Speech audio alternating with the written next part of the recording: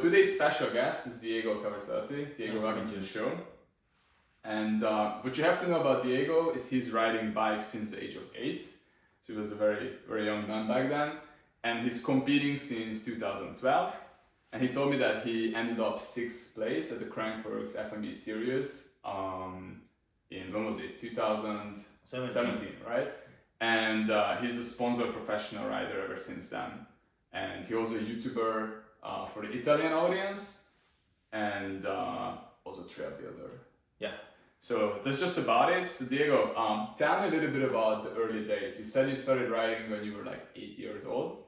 Yeah. So how was it? First experience? How you got into biking? First experience, maybe first bike, first tricks, first crashes. Yeah, well, my story is pretty long, it's almost all my life, because I started riding bikes when I was just 2, 3, like everyone. But having a big garden at home with hills going up and down, I was spending all the day going down and up again, building small jumps with wooden parts, and trying to jump like every kid does sometimes, because they want to do something new. And at one point when I was 8, I was kind of my kids, and just my uncle came home and told me, "Oh, there's this place with jumps. You always around with the bike. You should go try." And it was just 10 minutes away from home. Just send me there. Yeah. Send me there. It was one of the first dirt jump spots in Italy. There was 2 spots, one in Milan, and this one close to my house. So I went there one day with my father, and I remember just the first time I rode there was a four cross track. I rode the track. I jumped the first jump, which was like a 5-meter double, and then went straight off the first burn, took another super small jump, crashed super hard, and break my teeth. No, that was the first experience. Yeah. With your father. Yeah. Wow. And but I was still. What was his happy. reaction?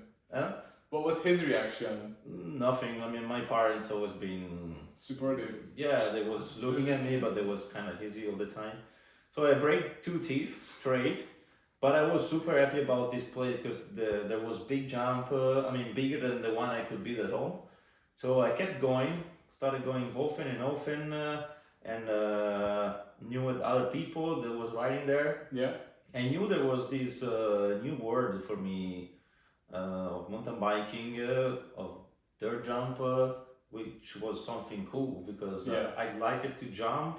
I like it to ride bike that way, and for me it was the best thing in the world.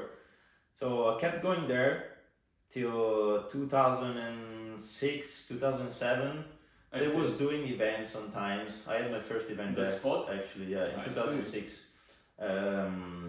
There was like a dirt jump contest. There were people coming from all over Italy, the main dirt jump rider at the time. And I had my first contest there. And I was the youngest guy because I was riding, I was 13, maybe something like that. And all the others was 18, 20, 22. You beat them. No, I didn't beat them, but I mean, you won the competition. I qualified to the final. I was so pumped about that. And I was trying doing my tricks. I think I was just able to do table or tiger or something like that, so nothing special. But I get into these new worlds of competition. Because then talking with those guys, I realized there were other events in Italy. At the time, they was doing like 10 events around Italy. It was. So you met a lot of people, right? Yeah, actually not a lot. Probably at the competition, I met around 50 guys doing events. Yeah. Which is a big number. Yeah, it's nowadays also. Like friends and people you can talk to. All the time. Same passion, same everything. Yeah. And the impressive thing is that at that time there was at least 10 events. I mean, small events. It wasn't a championship or whatever, but they were like individual events spread around all the north of Italy mostly. And every time we was going there, meet all the other guys and riding together, fun. There was a little prize, and doing all these events, I get used to competing, and get always more and more into competing. Till at one point, I ended up in Riva del Garda, where there used to be a bike festival in May, and I remember it was 2009, my first time there. And that time the event was for the first time an FMB event. Mm-hmm. It was a bronze level event, so the lower level, but I started knowing about a new word, because every time there was big rider there riding, I didn't know why. There was Megazza, there was some Pilgrim. I met there first time Max Fredriksson, a lot of big names, and I couldn't understand why. In fact, at that time, in 2009, FMB just started. It was the first year, I think. Yeah, it was the first year. And I started getting into that, and I realized there was a world championship, and there was many events around Europe. So the year after 2010, I went there again and started climbing the ranking. I see. I signed up in the FMB as an amateur, and I ended up, I think, in the top 10 the amateur ranking. 2011, the same, but I started doing more events. So I went there, Riva, I went to Switzerland, I went to 26 tricks, and then I realized my level was super low, because I probably was ending around 30 place or 25th, 30th. Okay, so that's when you realize there's like much further more to go. Yeah, there's like a bigger game there. And that thing pushed my level super high, because I wanted to try to win something. I wanted to try to gain the top level in this world, because you didn't know it exists in that sense, and then you see this whole new world, and then like you're not as good now, and then you just see all the people being super good, and then you're like, wow, okay, I want to be here on the top. Yeah, actually, I realized it step by step. I realized it step by step, and just trying to fighting, trying to challenge myself to get better and better. I was just a kid. I was 17. I was 17, 18, something like that. What was your tricks back then? Do you remember the type of tricks you were doing? My best trick at the time, I remember in the last edition of Riva del Garda, I was doing 360 double whip. I think it was 2012, and I had a huge crash. Yeah. I did it the first time, landed straight perfectly, but I don't know why my right feet slept off the pedal, and I crashed super hard on my hips. And I remember that weekend we was doing 3 events. Because there was Deus in Riva. The day after we went to Solothurn for another event. There was a best trick, and the day after in Solothurn there was the FMB silver event. So that weekend was destroyed, because I crashed as well again in Solothurn other few times, and I came back home destroyed. But that makes me gaining a lot of points in the ranking, because actually I was doing good. I was entering the final, maybe doing 10th place, 8th place, but it was enough to gaining points and climbing the ranking. I see. And I kept going like this till 2016. 2016 I was doing a lot of events, gold events as well. There was Fees, 26 tricks, went to Winterberg, where I almost got the wildcard for Crankworx the first time. How close? Like 0.3 points. What was this? Max Fredriksson got it instead of me. Winterberg at the Access Bike Festival. But when? 2000. It was 2016. 16, yeah, okay.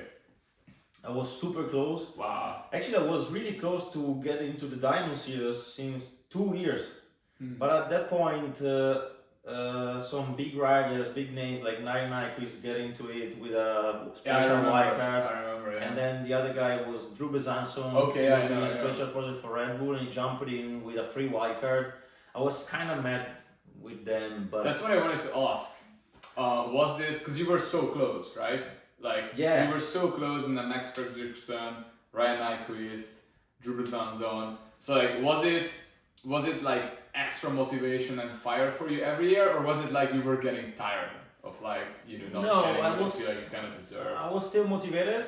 Yeah. But I was also kind of mad. So it was not just motivational, but I was also hungry. I see. Yeah. Okay. Yeah. I can understand why. Like I've been for 3 years in a row, like in the 21st spots, and the top 20 went to Diamond at the time. And I was stepping back one spot all the time. I was like, damn it! I should do better to get more spots over them. So probably that thing pushed me even more to do bigger and bigger tricks. And at one point in 2017, when I get into the Diamond Series, I jumped in with wildcard and even with points, because Wow. I was doing You were ready. way better. Like you were ready for a long yeah, time I was now, super yeah. ready. I remember at the time I was doing like flip bar whip, cork 7, many big tricks that people still maybe struggle doing it today. I see. And So I mean, one of the lessons I think we can draw from this is if you are close to something, like you're like, okay, I'm almost got this. Like if you are there, people say, I love this saying. People say, successful people usually say that luck comes to those who are in the position to be lucky or do enough work to be in the position to be lucky. And I think it's one of those really, it's a really good case scenario when it's clearly you had the skills, you were ready, and then you kept pushing, and because you had the skills, you just got what you were. Yeah. It was destined for you to be. no, in my career, I never felt to be lucky because everything happened to me that pushed me back all the time, and I never felt to be like a guy bird to do this. I Okay. just trained a lot. So you never felt like you're born to be like super No, great. no. It's more like a lot of hard work. A lot of not training, giving up, yes. and A lot of training. I was doing this for like 6 hours a day. 6 hours a day. Yeah, I was How going. often? I was going to school every day, doing my homework at school, Okay. and once at home, just after lunch, going riding bikes like from 2 p.m. to when it was dark, every single day. I was How intensive those sessions were? They was really intense. I was riding this Yeah. step up. Actually, was a super small jump. It was like 3 meter jump, step up. I was pedaling all the way. Alone or with friends? Mostly alone. I was Pedaling. filming myself with a GoPro and watching again the tricks, trying to do better. Wow, that's interesting. Okay, so you, just to understand, you're out there in the forest Yeah. alone after school.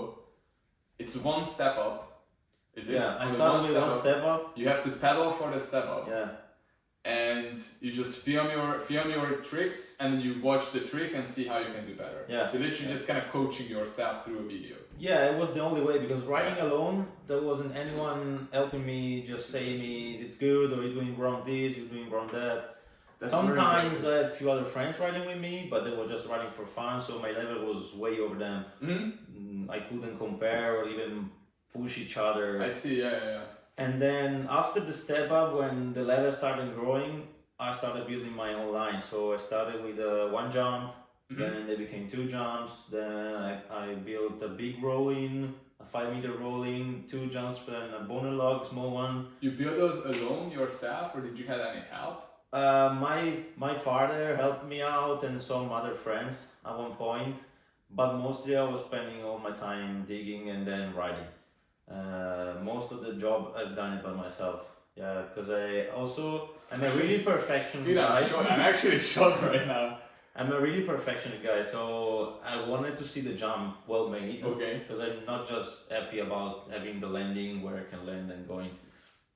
So I was building first the landing so I could ride, and every day I was doing like 2 hour digging and then riding and making Nice. everything perfect. And I remember the last time I changed my jumps, because then there was 3 jumps. I changed it in 2018. It was 2018. I make it 2 times bigger. I did a step down, which is quite big actually, is a cranker size.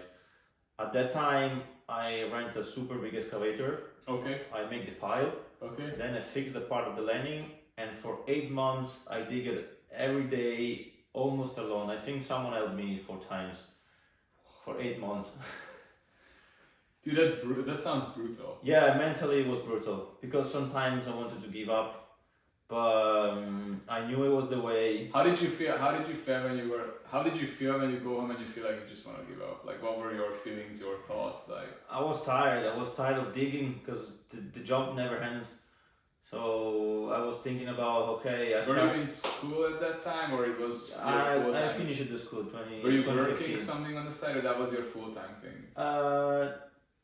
I don't know. I was also working. I was working in a bike shop 2 days a week, so it wasn't a lot of time, but I was working. Because also didn't have any sponsor, so Yeah, you were explaining how were you feeling when you felt like you just want to give up, like you're tired, what else is in your mind? Yeah, digging all day. I started this big work in October. Yeah.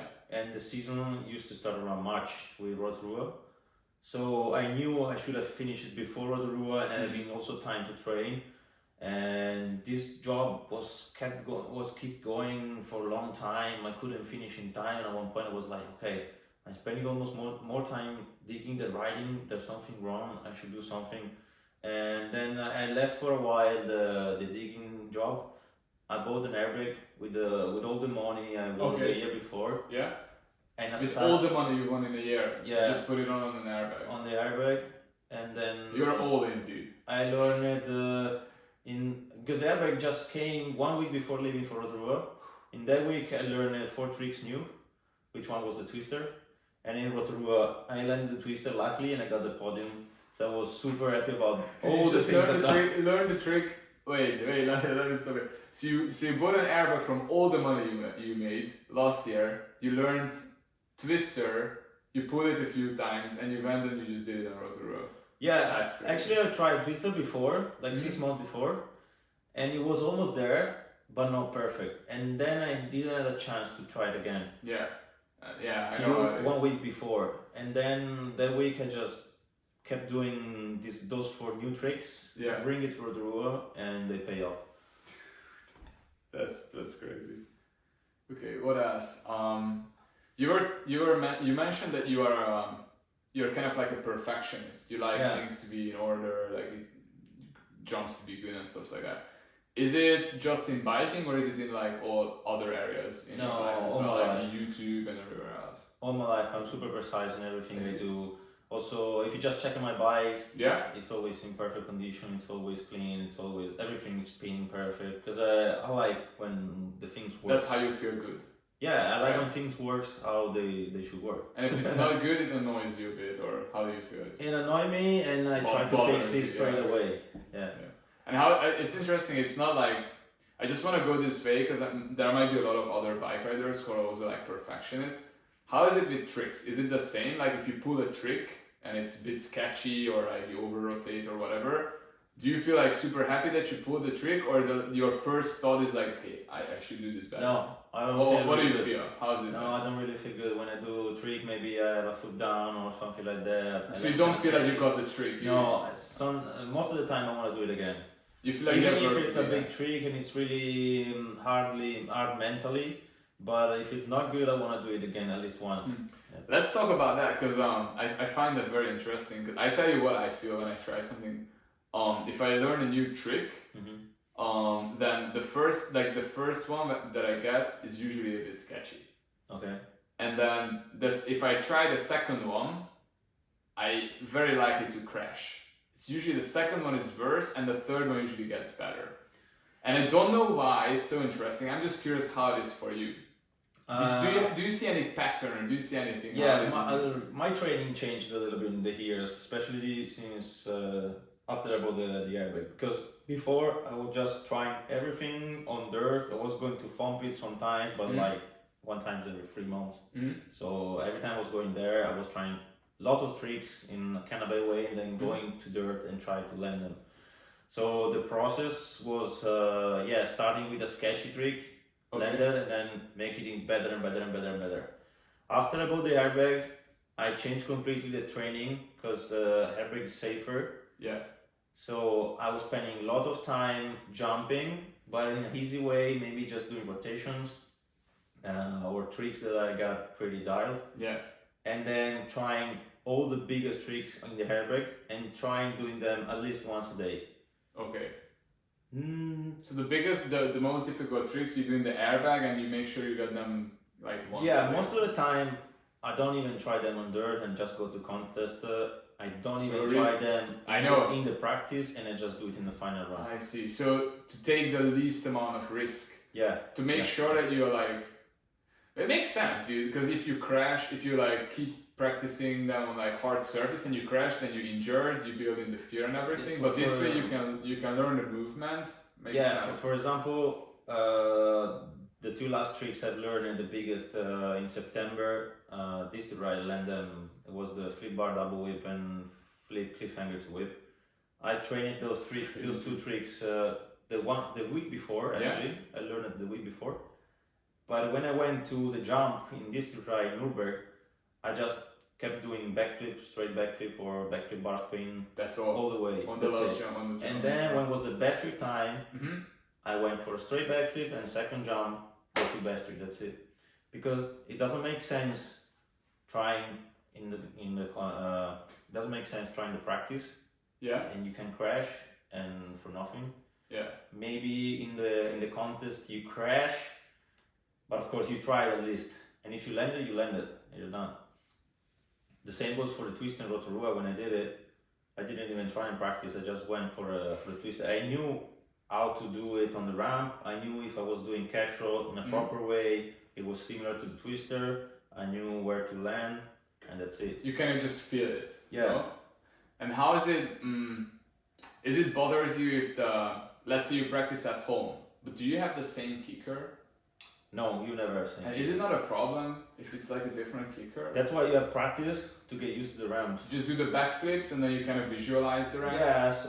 Do you know the air time kind of? During practice at contest, you used to do rotations or straight tricks to feel the ramps first. Yeah. And the hardest part actually is that feeling the ramp and get used to those ramps because they're different from yours. Now I built during the years bigger and bigger ramps, but at the beginning, maybe at home I have ramps 2 meters tall with a certain radius, and I was going to contest, the ramp was 3.5 meters. Okay, so it's totally different, leap, totally different push, totally different air time, but that's what we got. I see. Okay, let's talk about the community, the bike riders community. What would you say this sport has given you? Like, what are the things you feel like you got from this sport? Not just the community, if it's like, even if it's like something you learned, a feeling, an outlook on life, philosophy or whatever, and also you can mention like the people.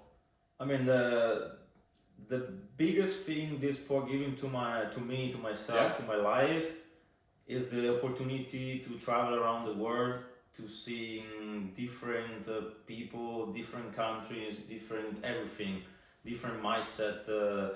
I've learned a lot of this. Traveling is the best thing in the world, and having this opportunity for me has been the best thing that changed myself. Because coming from a really small town where people does pretty much all the same life, they go how small? How many people? 2,000 and a half people, 3,000, they all wake up, they go to work, they work for 8 hours a day, and they go home, they go to a bar, they all have pretty much the same life. Okay. It's hard to find someone who's doing different things or having ideas, trying to start their own business. I'm not in a big city. I see. And especially where I live close to Switzerland. Most of the people work in Switzerland where the salary are way higher than Italy. Yeah. So in Italy they live really good. They don't think about doing something special because they feel fine. I see. And I guess it's harder even to find friends or people you can relate to, right? yeah, I mean, during the years I kind of lost all the people I knew from my town. Actually, right now, if I go out in the town, I don't really know where they are. The people of my ages. I don't know what they're doing. Sometimes I meet someone when I ride into my place. They pass through, and they say, "Oh, hi, how are you? What are you doing?" And we have a little conversation, and I realize I'm doing insane things for them, because their life is kind of flat. They're just doing the same things every day. They go to work for someone else. They're producing for someone else. They don't look happy about what they're doing, and they look at me like I don't know. I'm a genius and doing something they would like to do. Yeah. And do you feel like a genius, or do you just feel like someone who's working hard and like not willing? No, for me it's been a really long process during all my life because I started when I was 8. This thing, and so for me it's kind of normal. And traveling for me it's something I need. And when there was the COVID, I was going crazy. Yeah. Because I've been closed at home for like 2 months, so I couldn't go anywhere. And then also during the year we didn't travel at all. Yeah. It wasn't so nice. It was not nice. Yeah. It was completely changing my life. The year before I was spending at home 4 months, and the year after I had to stay the whole year at home. Yeah. Different, a lot different. Yeah, locked in for sure. Yeah. Let's see. I would love to hear a challenge you faced in mountain biking that teach you a lesson or a big lesson, something that kind of stayed with you. A If big there is lesson any- I've learned. You can also say if you don't have any, I can just ask something else, but I'm curious if there's anything like a hardship, a big challenge, a struggle, or something that teach you something, or you learned something from the experience. Something really hard for us riders in Italy has Yeah. always been facing with sponsor, with partners, because there wasn't a market. The market. When I started being competing with pro riders, Mhm. and when I had a needed of money to travel, it was super hard to find sponsor. And all the company was like, oh yeah, I can give you some parts, I can give you free stuff. And I was like, hey guys, Yeah, but going to New Zealand, it's like what, like Yeah. 5,000 euros. I cannot pay No? 2,000 euro of plane to go there, another 2,000 to go there. It's a lot of money. Yeah. So this thing faced to me a reality that we needed to grow up a market of this if we want to be sponsored, if we wanted to keep doing this activity. Because in Italy we are two providers actually, and we was traveling together. We was having the same problem all the time. Can you mention for the viewers who's The other guy is Torquato, Yeah, of course, probably you probably know. And we kind of had the same career up and down all together. We was having kind of same results doing it here. Could you ride a lot together? We Were don't you ride living far? anymore, but at the beginning it was staying pretty much to my house, not every day, but it was coming to ride 3 times a week because it was the only Okay, so place. you were spending a lot of time together. Yeah, until 2016 when we built the bike park in Monza, it was spending 3 days a week in my house. I see. And so this was the thing that teach me that is not just about sports, but it's also about business. So you have to face to the two words if you wanna Yeah. keep doing this activity. And that's why during the years I changed a little bit, not just riding bikes and training super hard to do Mhm. biggest tricks than other riders, but I started doing some media stuff, then I ran the YouTube channel, and now I'm actually thinking about other things like building skate parks, building I don't know, other things, bike parks around. It's not anymore about riding bikes and doing contests for me. Interesting. So you say it's like the challenge and what you learned. The challenge was that like there was not really a market for bike riding in Italy, and it was hard to get sponsors, and all the competition was costing a lot of money. And the solution and what you learn from it is you cannot just think as a bike rider and only think about riding bikes and only think about doing the tricks, but you also have to grow up and think as an entrepreneur. Think about how can I get some money from this? Yeah. How can I build a community? For Where us- is the market? Where is the money? Where is the audience? Where is the attention? The other part for us was also that the media, like the newspaper of Yeah. the mountain bike world, Italian, they wasn't even caring about what was doing. Even if we had big results international, Yeah. they wasn't even caring about us. What did they care about? Enduro? Yeah, just yeah, what you can sell. Big bikes. Enduro yeah. bike, cross country, not even downhill, because downhill is Mhm. not a big market in Italy. So for that reason was even harder because we was doing the best we could do in our arguments, let's say, in our sports, but no one was still caring about us. And that's why we started, me and Torquato, we started a YouTube channel because we needed to show people what we are doing. We needed to talk about us, to Yeah. our story. And that was the only way to create this market, to bring people into this world, to Mhm. this sport, and tell them, hey, riding bike is cool, you can do it different It's way, fun, yeah. and it's not about a dangerous sport because the storytelling of the Italian media, the mainstream media, Okay. they say, is like parkour, freestyle BMX, slopestyle. All those sports are extreme sports, so they're dangerous. Okay. This is the storytelling, and they It's not like they one- impute fear into people. Yeah, and there is big difference. I agree with you. There is big difference between extreme sport and extreme sport. Because if you do like what is that with the bat suit or the wingsuit Yeah, and they of jump, course. it's insane, dude. Like their death rate is I mean, is everything ridiculous. you need to use your brain. We can also try to die on bike. Yeah, Of course, yeah. if we did a 100-meter jump off a big Yeah, rock, yeah, we could of die. course, yeah. Of course, or probably we're gonna die for sure. But people must know that everything can be done somehow, and you're not starting from a 10-meter jump. You're starting from you have a to build it 50 up. centimeter jump. Yeah. No one knows because they just show the biggest thing and they just say this thing is crazy, this thing is dangerous. That's it. I agree. Okay, would you be down to talk about the mental aspect of riding? Yeah, of course. Okay, so let's talk about that. Good question here. I would love to ask, like, how do you manage? It's like, do you have anxiety and fear when you do new tricks? Like, do you feel? Are you afraid of things course, you do? as every rider, every time I jump, I'm kind of scared all the Okay. time. I fear. I mean, So when you're not a robot. Yeah. no, when I'm Okay. chilling, maybe I feel more confident. Yeah. But especially if I'm on my jumps. But when I try tricks, when I do tricks, I'm always scared about them. Because you know the automatism, you know you can do it, you feel good with that. Mhm. But there's always a 1% that you Yeah. can do something wrong and crash. Yeah. And when you crash, you know how to crash sometimes, but you never know how you're gonna land. And also there's another factor, the mechanical factor.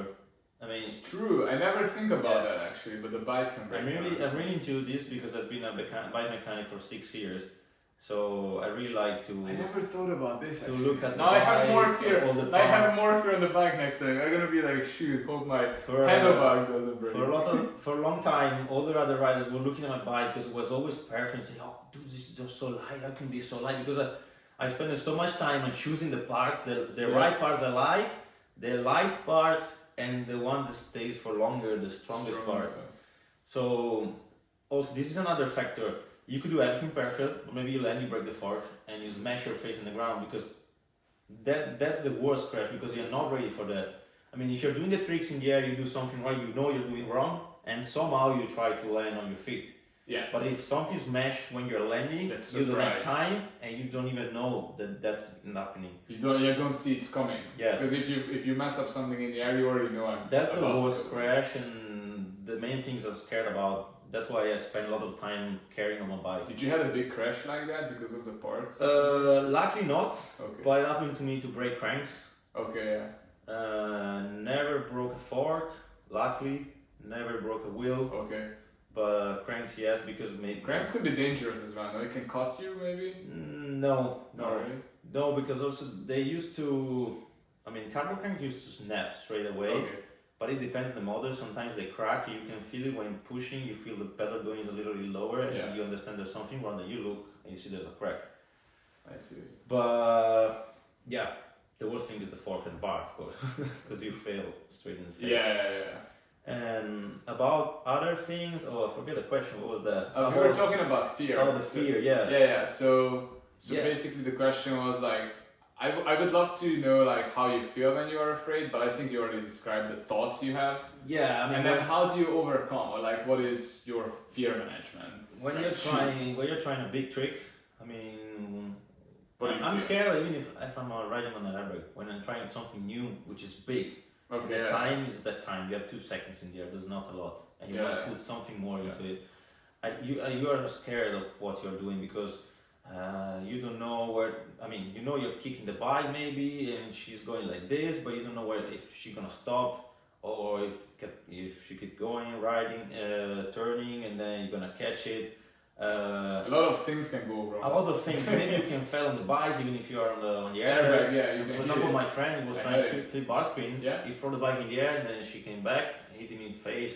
He has a big From scar teeth. now here. Oh, dude. So when you try something new, you're always scared. But there's a point where you decide I want to do it or I don't want to do it. Because if you're there, you think about the thing. You can decide I want to do this or I don't want to do this. And if you decide you want to do it, you want to do that, you have to do it.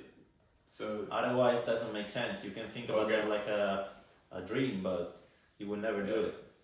So And once you decide, okay, I will do this trick, do you feel like you have less fear then? Because you already know you're gonna do it. you kind of lock out your brain. You You kind of like freeze just- your brain there, and you just go. okay, so you don't let those thoughts No. get into your mind, or you just like shut up. Yeah. I'll do this, and then you just focus on like your bike and how you feel, Yeah, or what do you focus on? this thing happened to me mostly at contests when you have to do the run. Right before the run, I'm super scared. I'm always super stressed. Okay. But at one point, I have the media guy that tell me, okay, you're dropping in 5, 4, 3, 2, 1. At that point, my only goal is going to the bottom with everything I have to do. Yeah. Whatever happens for me, that's the last day of my life. Okay, I have Really? to make to the bottom and do all my things. If I make to the bottom, I'm happy. If I don't make to the bottom, something probably happened, something good, something bad, I don't know. But at that time, my brain completely freeze. It's empty. I don't think about anything instead of just going to the bottom with everything I should do. That's the only feeling I have. see. That's interesting. So it's like you're literally in a flow state, pretty much. Yeah. Can you hear the audience, like the people cheering, or No, do actually, you listen to don't music feel or that. you don't? No, I don't. No music, okay. Actually, you don't even feel the people. You just What do you you just feel remember? your brain. You just feel your brain saying, "Okay, break till there. Now push like this. Do this. Do that." I try to repeat what the trick I should do on the next jump because at contest maybe you have 10 jumps. You 12 can jumps. forget, no? So Yeah. much stuff. One time happened to me to forget the tricks I should have done because they are a lot. Do you talk to yourself or no? Like, do you say the tricks or something? Do you talk to yourself? I don't talk. I talk in my brain. Yeah. Okay, yeah. I Just say, like okay, interrupt. now flip bar whip, now front flip bar spin, Mhm. like this, and then you set your automatism and you do it somehow. And so you're not scared when you do No, that? at the time, no, you just go. You don't care about anything. Do you enjoy it or not even enjoying? I Just enjoy it when I am getting to the things bottom. done. Yeah, At so you're the just getting moment- things done. at You're the moment, stressed. You're and like shit. a super contract person that is just doing something like a robot. Almost like a robot, no? Yeah. Like just like you do the things and then that's it. Yeah. No emotions, no second guessing, no judging. You just like do the things that you have to do. No, there are a lot of Execution. riders. They are super stressed and they Yeah, feel Hupi stressed. also told me like Yeah, I think many people I spoke to. I think I learned it this way because I started really young. My first competition I was 13 and I never stopped doing competition. So I did it for Okay, so you learn. 15 years, something like that. Probably I learned it the way to do them. I've actually observed that some, and not just in mountain biking, but also in mountain biking, I observed that some people under stress and in competition they do extremely good, and some people they like really struggle. And I even seen it. I'm not gonna say names, but I even see in crankwork sometimes like some people they could do much better, but they just somehow couldn't get their mind into like, you know, just getting the things, and then they just under stress, they just kind of like the movement falls apart. I know a lot of riders. What is it? I don't know. What I know is a lot of riders. For example, one of my favorite riders ever is Nuno Pintas, the Portuguese guy. I know, I'm such a great guy. He has an insane style. He has the biggest trick you can imagine. One time he showed me videos doing He's insane. things you can even imagine. And then he came to contest, he did some stuff, but he couldn't fight his pressure. Yeah. And he had to give up after 1 year and a half, 2 years, something like that. I don't know what's the difference. Probably this thing I told you before. Do you talk to them? Like, do train- you ask them how they, what they think? I talked to him when I meet him. I mean, I remember one time we was to watch Rocketera. He was doing a great run in qualification, and then I finally did shit, completely shit, because he was messing up everything without no reason. But every time he's riding super consistently, he's never doing anything wrong. And once you put him into a contest or forcing him to do a run at that moment, he cannot afford that. And I think the difference is that those guys maybe are trying to get into competition at this age is like 20 something, I don't know, probably maybe, too late. Maybe too late. It's good. Because I started when I was really young. Probably that's the difference. Interesting. Because we should, Could be as human, we should train everything. We train the body, but we true. train also the mind. It's true. And then also have to practice and train how you perform under stress. Yeah, as well. And sure, you can like it's one of those things like even with acrobatic movements like mountain biking, gymnastics, whatever. In a young age, if you start, you cannot really like if you start something at the age of 20, an acrobatic sport, you're not gonna compete with the guys who started at 5. Yeah. Like, Of course. I don't care how, It's too late. dude, I don't care how good you are, I don't care how dedicated you are, you're just not gonna compete with those guys. Yeah, It's just too late. And maybe it's the same, like performing under stress. If you only started like at the age of 20, maybe it's something you learn at a young age or you learn in a very long time. Yeah, I feel this thing also myself because I remember like in 2017, 2018, 2019 I was doing a lot of events. So Mhm. one time I did 12 contests in 1 year, which is a lot because they are all concentrated between May and September. Mm-hmm. So it's almost once every week or every 2 weeks. And after this, after the COVID, I wasn't doing much. I'd done 1, 2 events per year. You feel this thing a lot because you're not anymore training to do contests.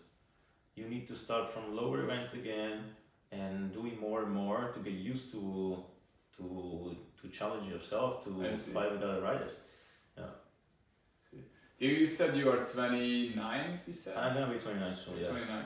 Would you still say you are motivated to learn new tricks and to compete at Crankworks? I'm super motivated to learn new tricks Yeah? because I feel this life like a game, like a PlayStation game. I want to do all the levels. I want to I love learn it. all the tricks the Okay. other guys are doing. I wanna do it just to understand how they did it, and to know You know how it's hard it is. possible. Yeah, Yeah. you know it's possible. So. But I don't feel really anymore into competition because I kind of lost the mindset and I started doing other projects, thinking Mhm. about so many other things. So my mind is not anymore free to just think about training for the reason training to get in the first spot. Mhm. A lot of things changed in And- those last 4 years for me. I see. Is this something that bothers you, or you happy with how it is? Uh, You know, like it's not like a.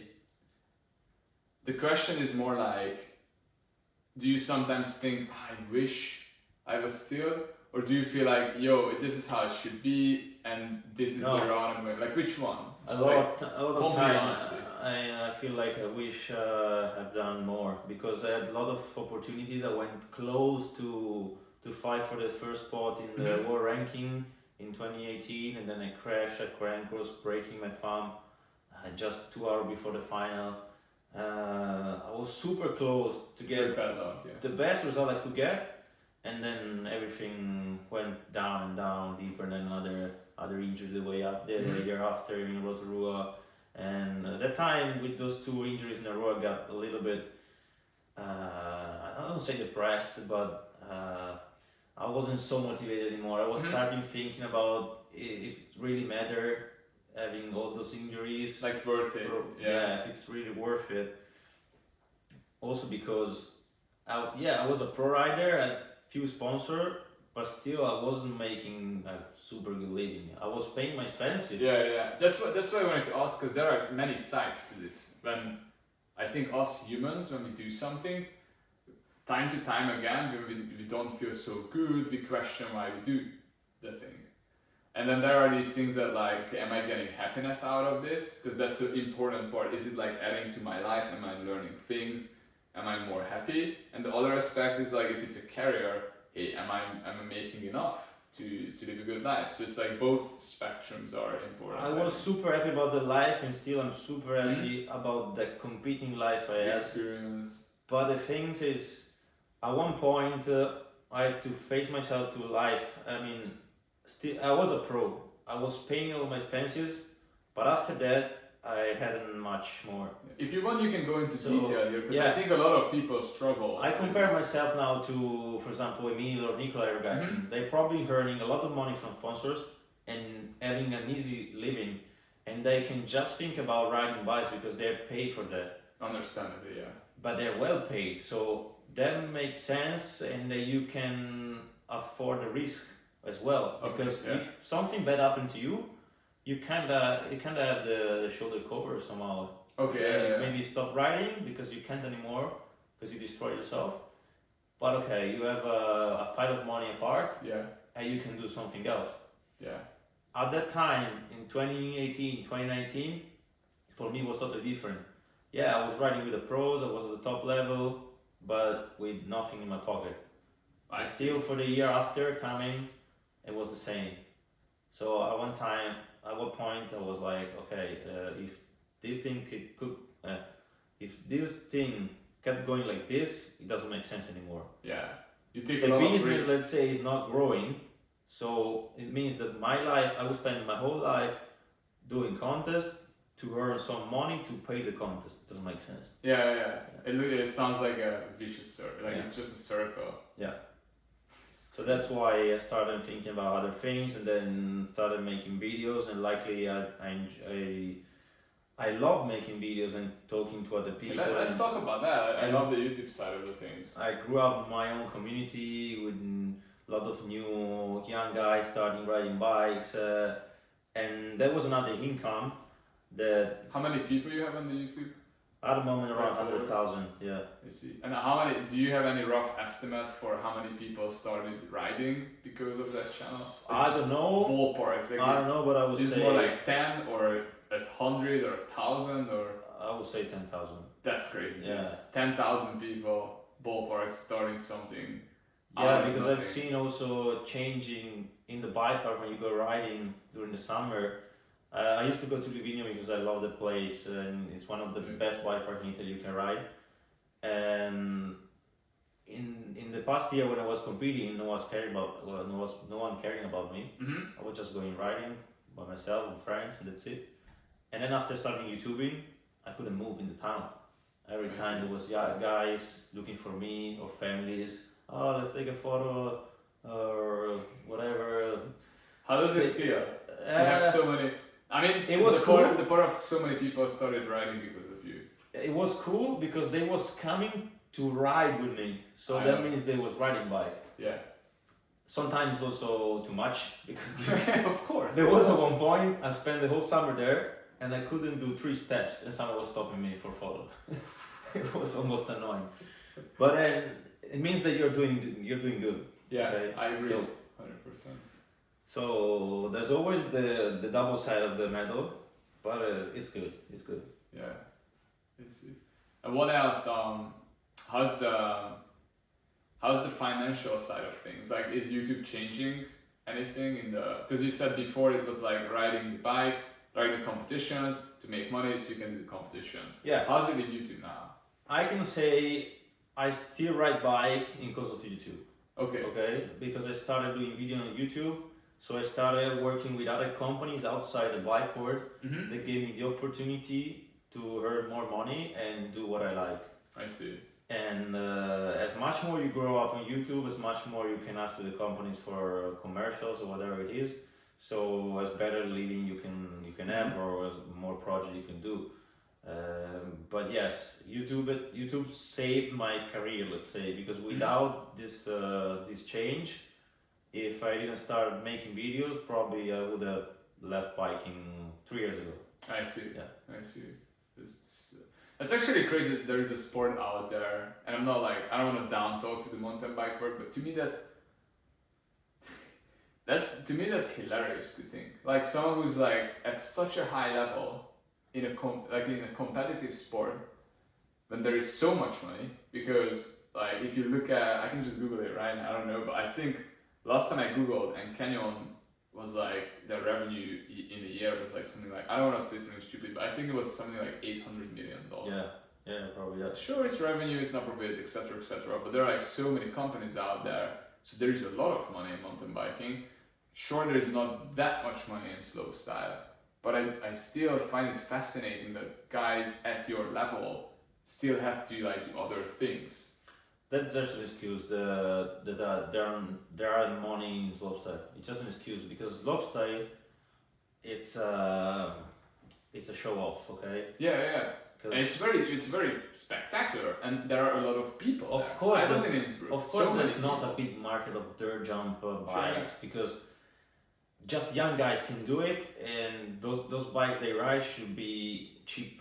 So of course the bike industry is not pushing that, but it's pushing other kind of bike more expensive. Like the $8,000, $10,000. But they need the slopestyle because it's a big big show off. They make events in town where a lot Yeah. of people watch biking, and then they get into those people that ride bikes and they know something new. They start learning about biking, about riding bikes not in town but in the mountain, going around the trails. It's true. So I think okay, maybe I We get are it like now. the hook. We are like the Yeah, hook you're that the brings hook. new people to the bike world. So Ah. it really doesn't make sense that So you they don't- don't invest money there. Dude, that's crazy. So that's fascinating. That's such a so like basically what happens is the money is not necessarily there because the money is in the full suspension. I just bought a Santa Cruz bike for.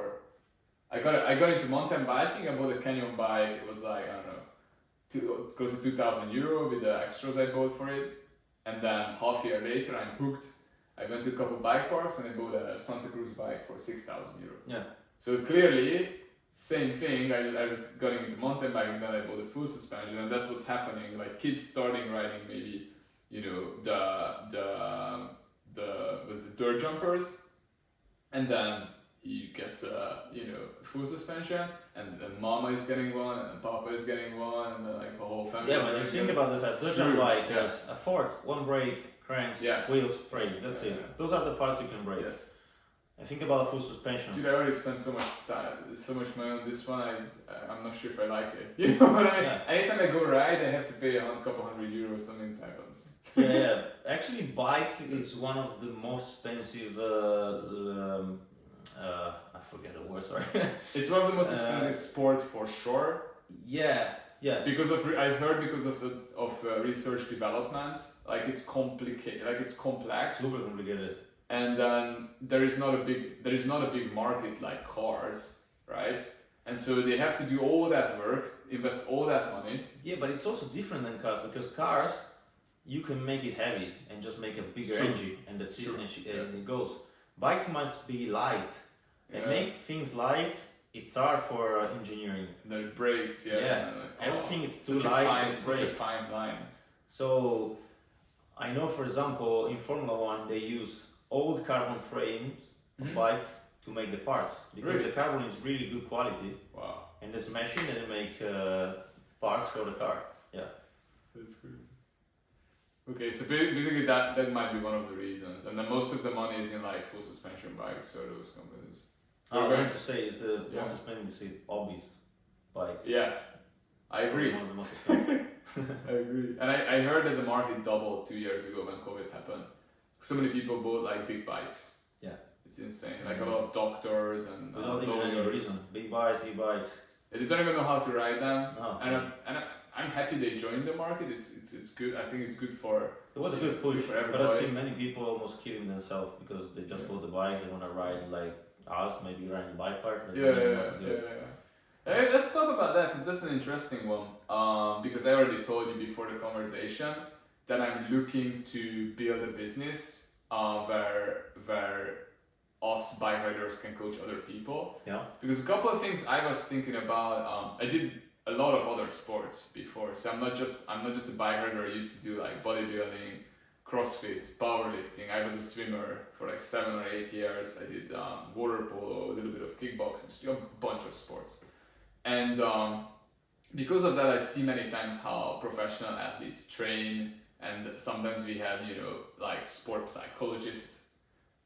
We had like massage therapists, deep tissue, like very strict eating protocols, like you eat this, that, a bunch of things that we do not have in the mountain biking Yeah. world.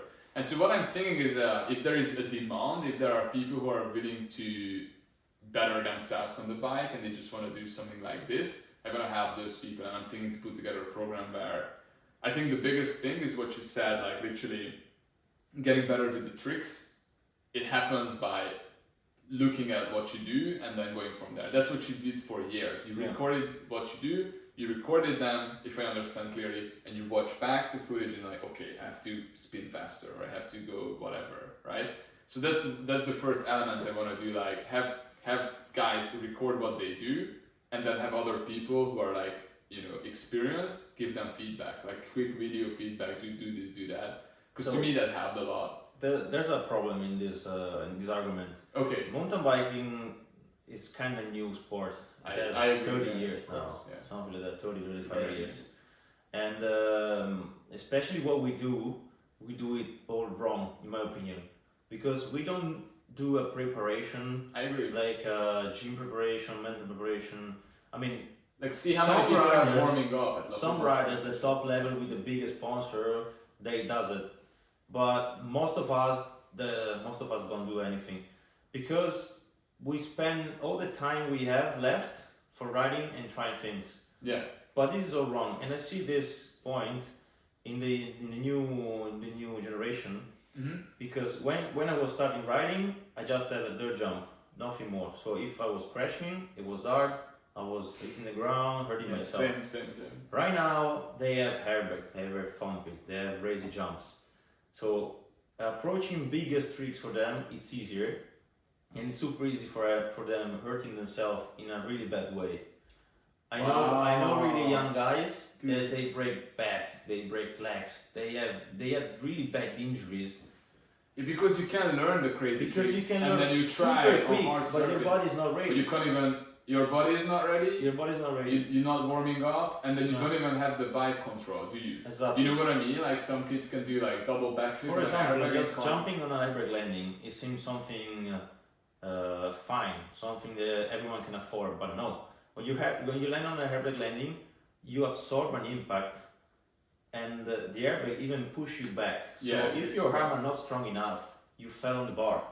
Yeah. And then whatever could happen, you can hit your body here, your chest, and having big problems because all the organs are here. Face, whatever. And I know a lot of guys that have problem at the organs because of this, for stupid crashes even.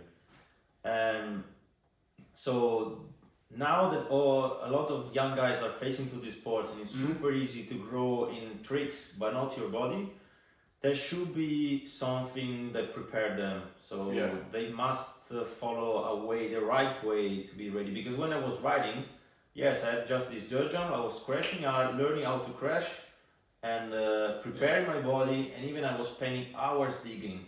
Yeah. And that's like gym. Yeah, you were strong, yeah. I was spending 3 hours a day digging. Yeah. That's a lot. So I was ready. And that's why even with the biggest crash I had, I never had big injuries. I just broke my collarbone twice. I broke it once, that's all I had. Yeah. Small parts, some small bones, nothing bad. I see. So I was also lucky, but if you look at my crashes, I had really bad crashes. I'll check some of the. We'll check some of the. Yeah, I tell you once, the one in Crank Tell me the worst one. The worst ever. It was the Crank Seasbrook 2017.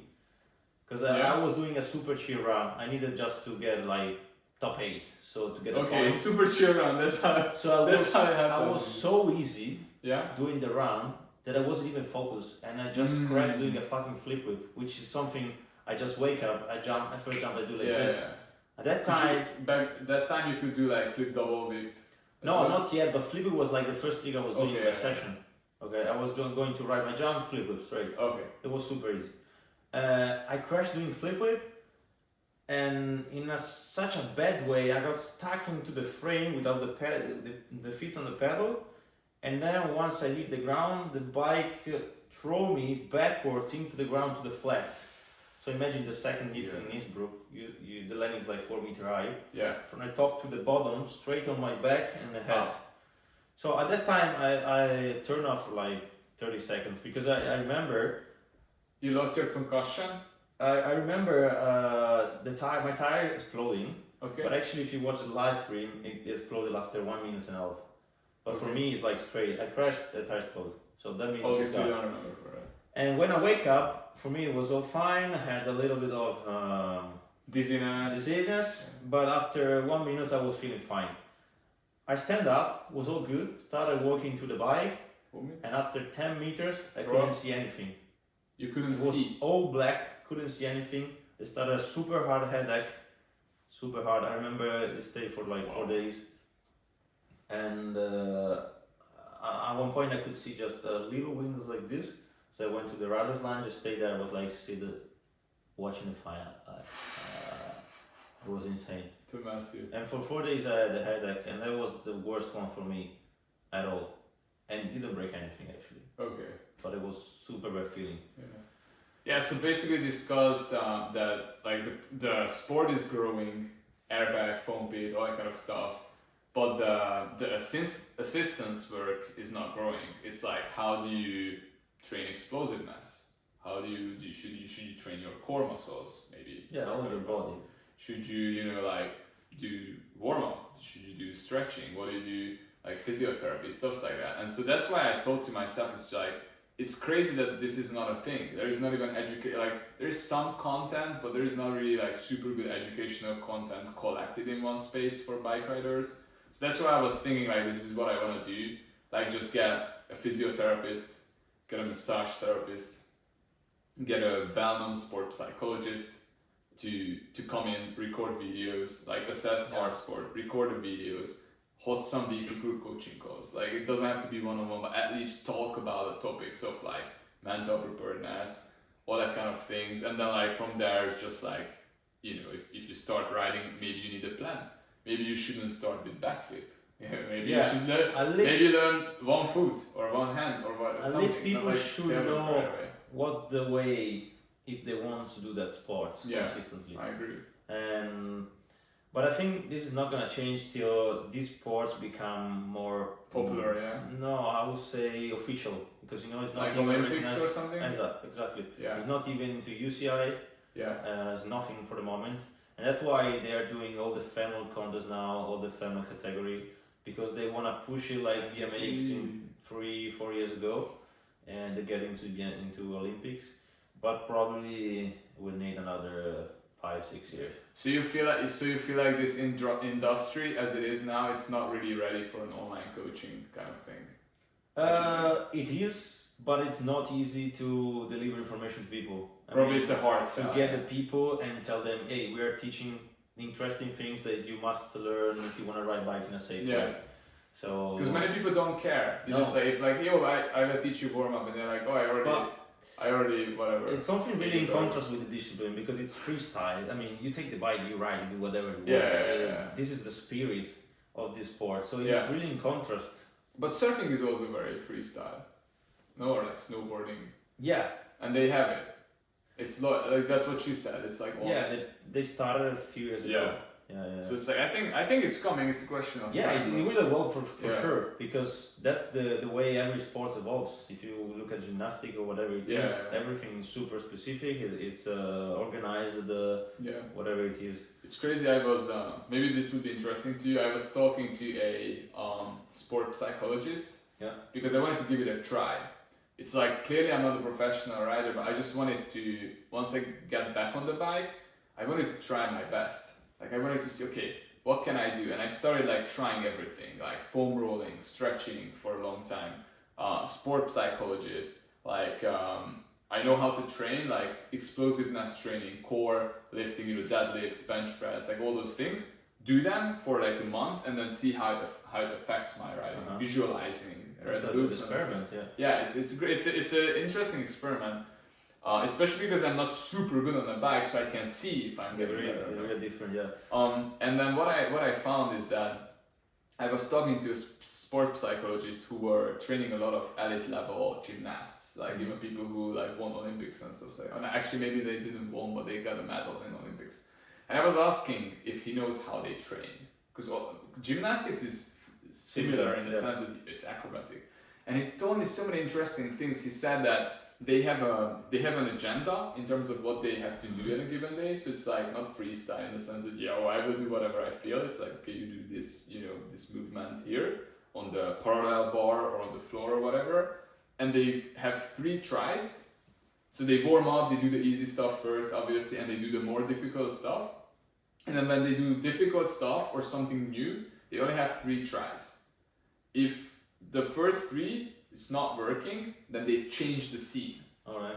And the reason they do that is they don't want this to be a failure mechanism. So they don't keep trying the same stuff if it's not improving. So like they said that if it's something they did it before, let's say it's a trick you did before, but it's very challenging. You only do it 3 times that day. If you can get the trick from 3 tries, good for you. If no, then you change something, you go for another jump or you do another trick, and then you can get back to it later. And so that's what they do. They don't try to like because then if you keep trying the stuff and it's not working, you're gonna learn the bad move. Yeah, that's one thing. When they learn new trick or new move for them, it's like they could try until it's progressive, so until it's getting better. If there are two attempts in a row that's not getting better, it's getting worse. 1, 2, done. That's it. So I think these things, something that we should maybe think about and bring into the work. Because I tell you what, I didn't know this when I started, and I have just like yourself, I have strong discipline. I don't accept if something that's not working for me. So dude, I had tricks when I had like 100 plus tries, and I just kept learning the wrong stuff. Like I was giving up. And for maybe example, that's something I was not smart there. For example, sometimes when you have a session, you try a trick and you do it first go. Yeah. And then you try it again, and second go is already different. And maybe you try it again to say, okay, wait, there was something wrong, let's do it better. Yeah. And the third one you crash. Yeah, I have done it many times. And I can tell you my experience. My results in contest changed a lot in better when I started planning my run. Okay. Before, a long time before going to the contest. Before I was just going there, trying the jumps, and then deciding which trick doing on the jump. Yeah. But when I changed this thing, planning the run maybe 1 month before, and training just those tricks at home, my result changed a lot. Like passing from 40th place to 10th. I see. Top 10, yeah. And that's the point, organizing things, organizing training helps a lot, and in the best way, of course. I see. And I never face it to gymnastic, but I should try it. That was my thought. Yeah. I'm about to like I'm probably gonna read a book on like how they train. I've read a couple of books about tennis, because tennis is a really mental game. Mm-hmm. And also I try to go to a psychologist for athletes. And how was it? Actually didn't help me a lot. They give me few advice, because my problem when I went there, it was I was really bored Bored with it, yeah, because I was training every day alone, and training alone is super boring, because you're right, it's even dangerous, because sometimes you crash, you're there alone, you don't know what could happen. So I was really bored at one point, and I tried to understand how to overcome this thing. They gave me a few advice, like giving you a time. Stop riding. So I started putting a timer. Yeah. And when I was riding, I set the timer for 1 hour until when it wasn't ringing, I couldn't stop riding. Okay. I was just keeping moving. Because otherwise I was stopping on the rolling, looking around, thinking about projects, thinking about tricks, but not moving. So I had this technique. Was it working? Setting the timer, starting until when it was ringing, I couldn't stop. So it was one lap after the other all the time. Yeah, it worked out. But interesting. To have a really good,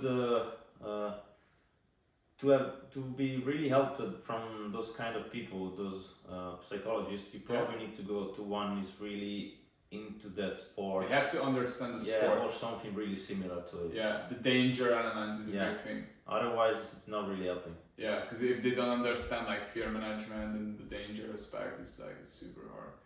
Yeah, I agree. Another point is the alimentation.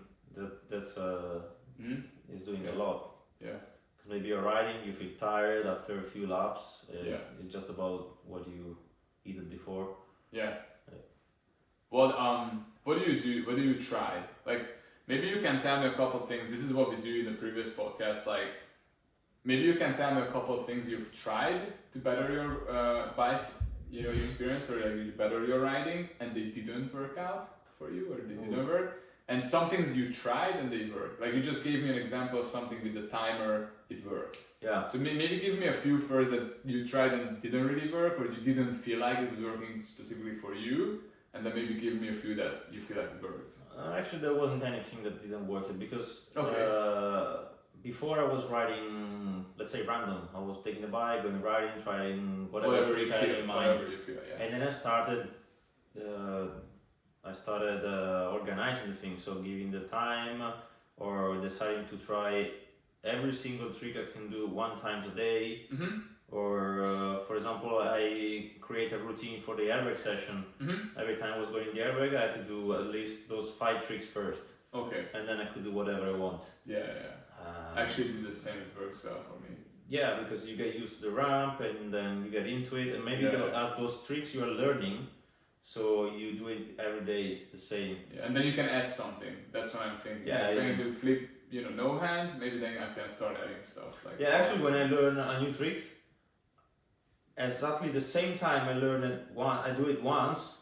The jump after I start thinking about what I could add more, and then after a couple tries I start doing more. Okay. Even if the one before is not perfect. Really? Yeah.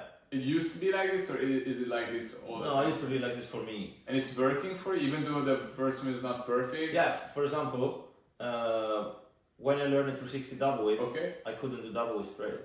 Really? Yeah, but I was trying to do it because I learned a 360 whip, and the feeling was fine, so I felt it easier. And then also, I thought about, okay, if I try double whip straight, but I could crash on the bike. If I do it 360, I'm not on the bike, so that's easier.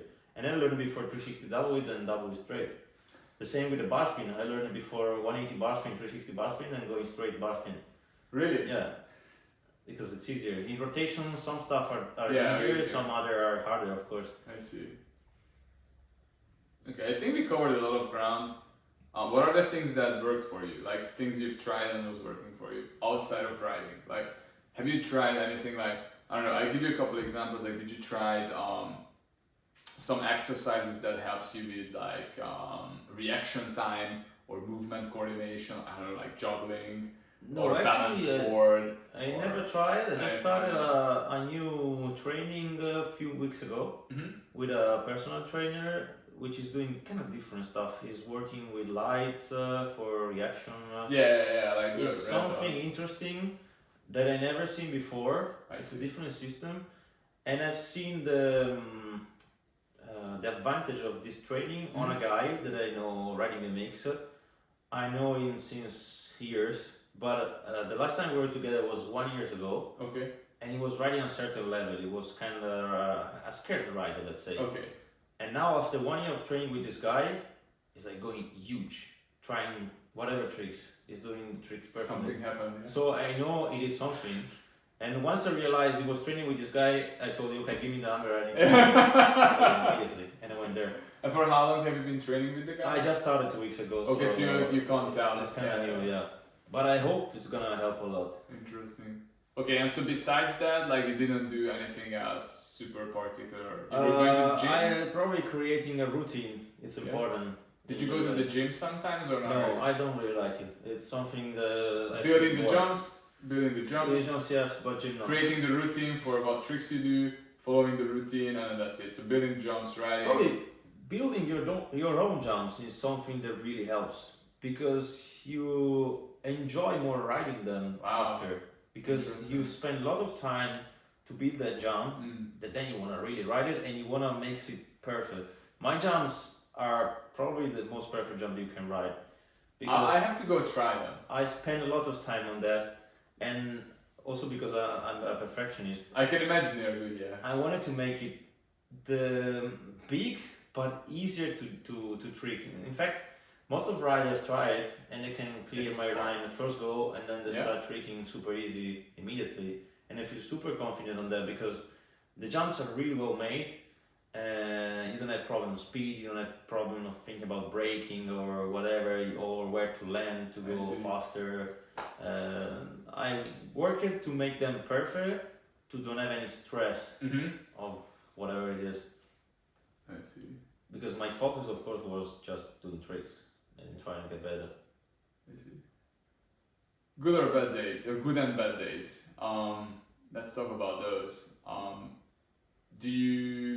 How often would you say you have like a bad day when you go out and like nothing really works or you're not happy with it? Well, for me, actually, it's even worse. Sometimes I wake up and I don't really want to do anything. Okay. I feel like super you don't want to unmotivated. I'm not doing anything.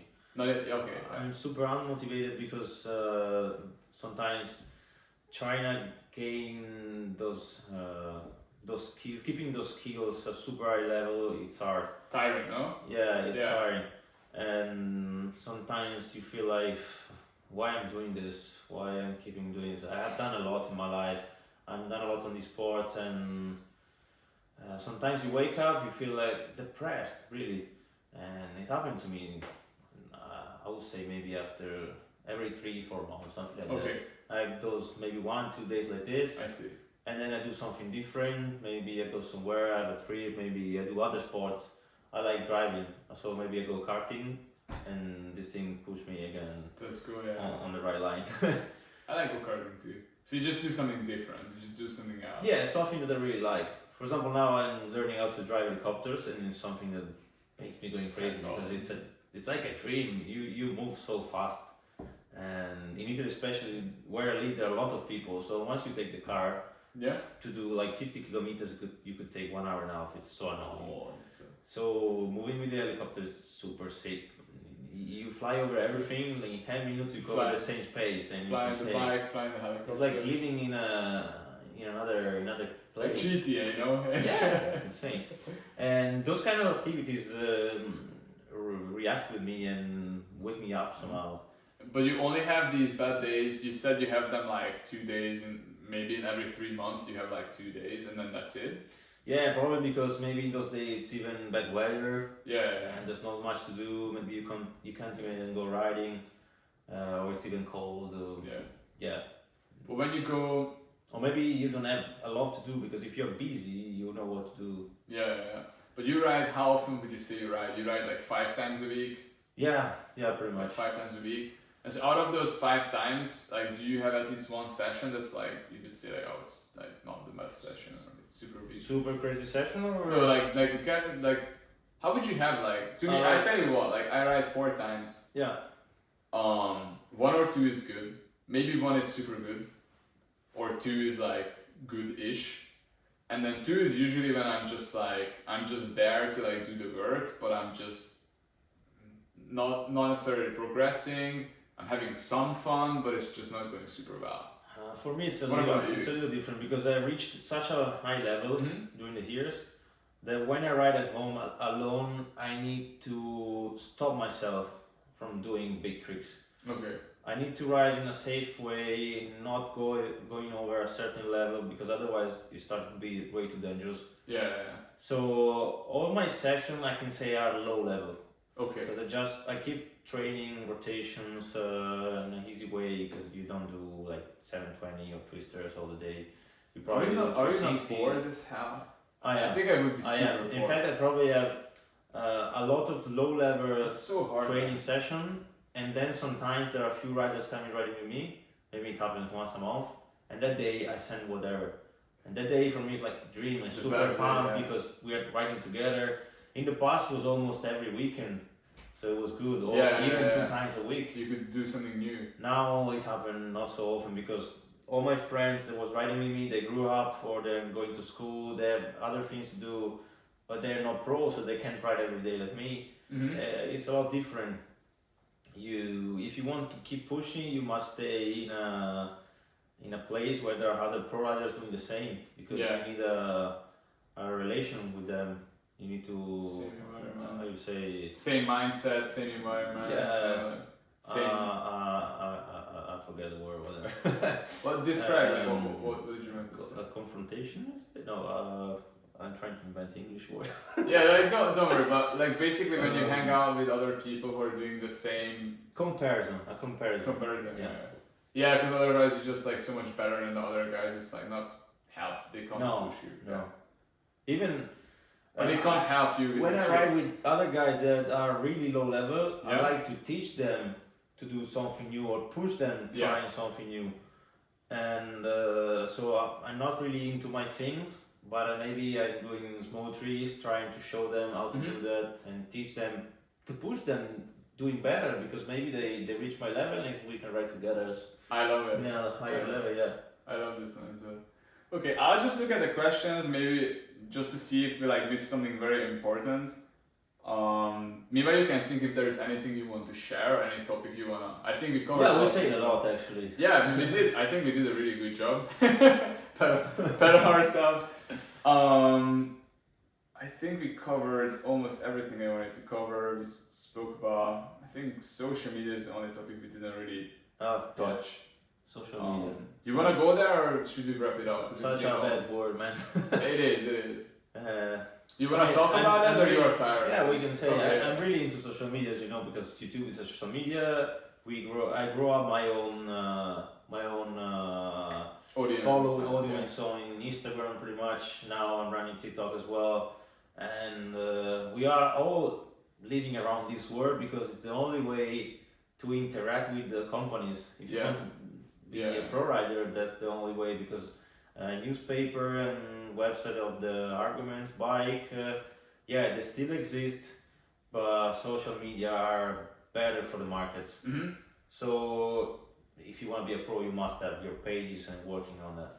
But it's a kind of war that it's past for me. I'm kind of tired of this. I see. It's taking lots of time, lot of energy, and you can't control it because it's all about those algorithms that the company is changing when they want because they want more audience, they want to keep people attracted to the apps, and it's something I don't like anymore. I see. Till maybe 3-4 years ago was fine. Now things changed. I don't like it anymore. It's getting Because crazy. for them, for the social media owning, it's just about taking people on the phone, which is wrong. Keeping it's them all there. wrong. Yeah. Yeah. Yeah. It's harder even to do anything educational, I think, because sure a lot of people care, but like entertainment is like to the brain, it's like it's more fun for them. You get more dopamine from being entertained than like learning something. A really interesting movie about this is Social Dilemma. Yeah, I've Have you seen ever the movie. I've seen it. And what I see is young guys now are writing to make the videos to post it on Instagram. They're not writing anymore because they like biking or they like riding. There's a second fine. It's wrong on so many levels. Yeah. It's about social media posting, showing what they're doing. I mean, I was doing it as well, but I was doing it for fun. I wasn't caring about I have to post every day. I have to take better photos or whatever. Yeah. We was doing stupid posts. We was filming whatever was it. Just it was fun. It was fun, not for the algorithm or for whatever. Yeah, in the past, social media was something new, so Yeah. we was using it like this, and then the following grew it up, and we understood we could make some more money, we could work with that, so we kept pushing it. But now everyone has a phone, everyone is posting, and it's not anymore the same because not everyone can work in that world. Of course, you must be someone different. You must do something different. And it's at like these days, a full-time job, no? Yeah, it is. But at these days, the problem is you can do something stupid that is different and become famous for something stupid for a day, which is wrong, or maybe also forever. Look at Kaby Lane; he's just doing like this and it's famous, but actually it doesn't have any skills. It doesn't have something special. He's just doing like this. People watch it a few times, so the algorithm thinks it's something interesting, and it just spread it everyone. Yeah. But actually, it's nothing. He's just doing like It's this. Everyone crazy can do it. I think it's dangerous, dude. You know why it's dangerous? Because the thing is, I was thinking about this a lot, and I have also like seen people going through this. It's like when you become viral and a lot of people start watching your videos, and even maybe there is money involved, you start making a lot of money, but you didn't actually grow as a man or grow as a person. Yeah. You know, you don't have the discipline, you don't know like how to cope with difficult situations. You're not happier at all. In fact, you are actually, your life is more hard because there are a lot of people, a lot of criticism, and you are sure you're getting some money, but you don't really know how you made it, and it's like frustrating. It's hard for you to replicate all that kind of things, and then like sometimes it happens that the views start to go down, and then they are confused. They don't know how it is, and so they are depressed, and then like their life is like going on the downward facing thing. And it's like when that happens, like the brain chemistry is in a way that you get so much dopamine, so much in the beginning, right? Yeah. You're like, wow, it's viral, everything, and they are on a constant high, and then it's like gone, and then it's like it's going out. For us, it's different because we are athletes, and most of us just show the skills we learn in our life. Yeah. So those skills, we will never forget them. It's true. And we can do it whenever we want, even outside the social media. I agree. So it's not just about inventing a move or a song or a slogan. It's about a skill we learned. It's into us, and no one else can do it, because what we do is almost unique. I mean, you can replicate a trick. It's an art, I think. Yeah, you can replicate a trick, but everyone is gonna be different, and some of those tricks are unique. I have like 4 or 5 tricks that no one else has ever done. Do the same way, yeah, or No, like no, tricks no one not even try. What are those? The flip bar that way, cliffhanger to whip, flip bar to cliffhanger. Wait, flip board to cliffhanger. Okay, I'm a visual. I think that's it. Sorry, that was 4. Yeah. Yeah, well, 3. I don't remember. Whatever, it doesn't matter. In the past, I've done like word first, other word first, but then someone else did it. But yeah. So I think people watching young guns wanted to make it on social media. What's your advice for them? Because Sorry. For the kids watching who wanna like ride bikes, but they also wanna make it on social media, to go viral or whatever. Like, what is your advice for them? I would say just look at your phone sometimes. I don't post too much, but spend more time on your bike and training your skills, because something they cannot. That those social media platform cannot take off you are your skills or whatever you've learned.